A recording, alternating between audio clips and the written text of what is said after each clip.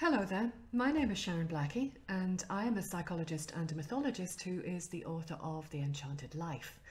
Now, The Enchanted Life, which I am writing about in this book, is one which is intuitive, which embraces wonder and fully engages the creative imagination, but above all, it is also deeply embodied, ecological and deeply grounded in place and community.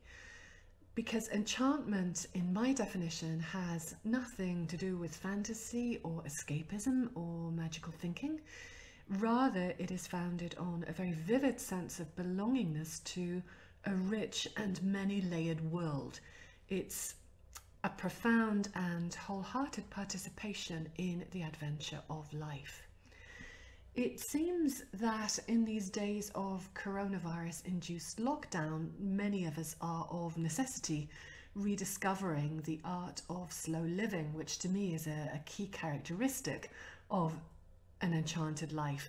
We've been grounded in our places, in our homes, whether we've chosen to be or not. And place and home have always been immensely important to me.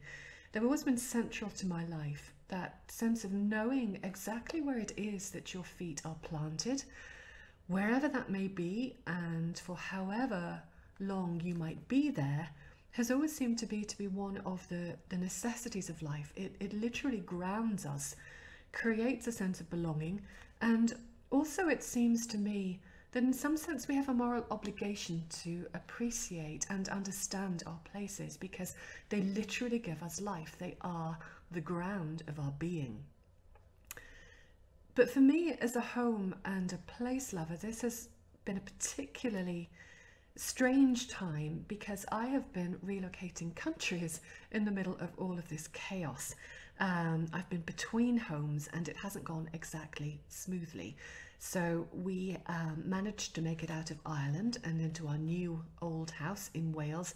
The day before the lockdown hit, we landed in this beautiful 18th century farmhouse, and the next day our movers cancelled and refused to bring our stuff. So we are in a lovely old house with very fine bones, but we were originally without a stick of furniture, with just a tiny bag of clothes each, 4 dogs and a cat. So that was fun. This wasn't how I had intended to start life in a new home, but after the shock had worn off and with the help of some very kind neighbours who lent us mattresses and work desks, I discovered that it's actually quite a fine opportunity to really get to know the bones of a house, and to reacquaint myself with a part of the world as well, which happened to be a second home to me for the 30 years which my mother lived here when I was a little bit younger.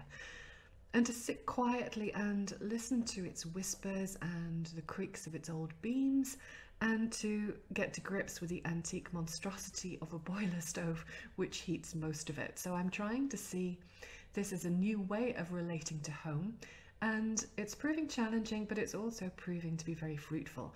And while I've been thinking about home in this place where normally home to me would include a lot of the possessions that I've carried around with me for many decades of this life, I've also been thinking about the chapter of The Enchanted Life which I wrote on the subject of home, and it's called Coming Home to Ourselves, and I would like to just read you a few little sections from it. What is home? The answer may be different for each of us. Home is a container, and the container may be large or small, as large as the planet or as large as a country, the land that we came from, or to which, for whatever reason, we feel we belong. Home is family, the humans and other creatures we share our lives with. In my case, it's a husband, 4 collie dogs and a little black cat. Home has more than its fair share of legs and tails. Home is a quality of the things you carry through life with you, a many-scarred table, or your hands cupped around that favourite mug. Home for me includes a set of books that has travelled with me around the world. Until my books are unpacked and set on their shelves, I never fully feel as if I've arrived. For all of us, though, home begins with the building we live in, the place we return to sleep each night. Home means shelter, but sometimes it shelters sorrow. Home isn't always associated with good memories.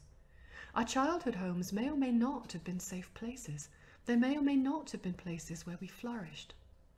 There was a room in a red brick house on the rough edgelands of a council estate in the northeast of England where I remember waking up for the first time. It housed an enormous dark wardrobe which might one day have led me to Narnia if I hadn't been too fearful to open its door. There was another house with too many cockroaches, and another with too few hiding places, and I do not believe that I ever felt truly at home until, at 18, I left it. Sometimes since then, I think I've had too many houses, but every room, apartment or house I have chosen to live in during my adult life has challenged me or cherished me and reflected back at me a fragment of who I am or who I run the risk of becoming. Our houses contain us, for better or worse, and as we travel through the years, it is not just our relationships with people which define us, but our relationships with the buildings in which we dwell. They may wrap us up cosily in warm, welcoming walls, or they may shrug us off. But whatever we imagine, they are rarely just passive backdrops to the drama of our all too human lives. In one way or another, our homes are mirrors of the people we are and the things we care about.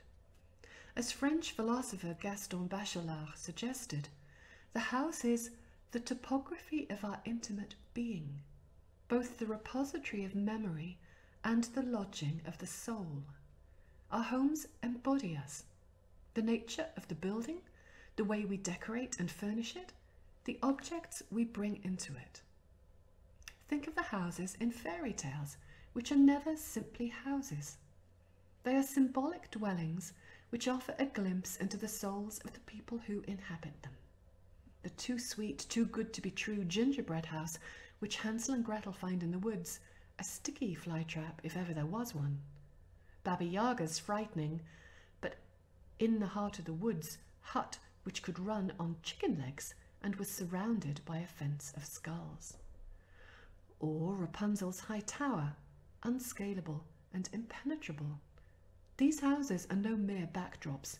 Each one of them contains potent and archetypal symbols which reflect the psyche of the character who lives in it. And each of us contains inside of us a beautiful palace hidden behind a wall of thorns, a dark, dusty room filled with the bones of dead loves, a fire-filled cave in which the most beautiful tapestry in the world might be woven. So however difficult these times might be for all of us, it's my hope that in this enforced grounding that most of us have been subjected to, we'll find grounding in another way, in the fabric of the buildings which house us and which give us that precious gift of home.